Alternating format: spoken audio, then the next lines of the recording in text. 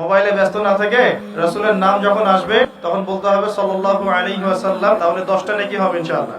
আর দরুদ যারা পড়ে না তাদের প্রতি নবী সাল্লাল্লাহু আলাইহি ওয়াসাল্লাম অভিশাপ দিয়েছেন। একটা হাদিসে নবীজি বলেছেন, সেই ব্যক্তি ধ্বংস হোক যার সামনে আমার নাম উচ্চারিত হয়েছে কিন্তু সে আমার নাম শুনেও দরুদ পড়ে নাই। নাউজুবিল্লাহ। যখনই নবীর নাম আসবে আমরা কি পড়বো ভাই? সাল্লাল্লাহু আলাইহি ওয়াসাল্লাম। কি ফজিলত! 10টা নেকি হবে ইনশাআল্লাহ, 10টা গুনাহ মাফ হবে ইনশাআল্লাহ। আল্লাহ পাক 10 বার রহম করবেন, মর্যাদার স্তর 10 গুণ বাড়াই দিবেন ইনশাআল্লাহ। আর দরুদ যে পড়ে না সে ব্যক্তি হচ্ছে সবচেয়ে বড় কৃপণ ব্যক্তি, এবং রাসূল সাল্লাল্লাহু আলাইহি ওয়াসাল্লাম তার ব্যাপারে বদদোয়া করেছেন। আমরা নবীর সুপারিশ পেতে চাই কিনা? তাহলে সকাল সন্ধ্যায় কমপক্ষে 10 বার করে আমাদেরকে দরুদ পড়ার সুন্নাত চালু করতে হবে। আল্লাহ পাক তৌফিক দান করুন, বলি আমিন।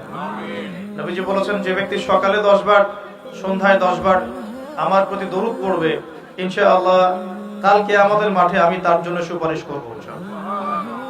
নবীর সুপারিশ পাওয়ার জন্য কয়েকটা পদ্ধতি। এক, জীবনের প্রতিটা কাজ রাসূল সাল্লাল্লাহু আলাইহি ওয়াসাল্লামের সুন্নাহ মতো করা, 1 নাম্বার।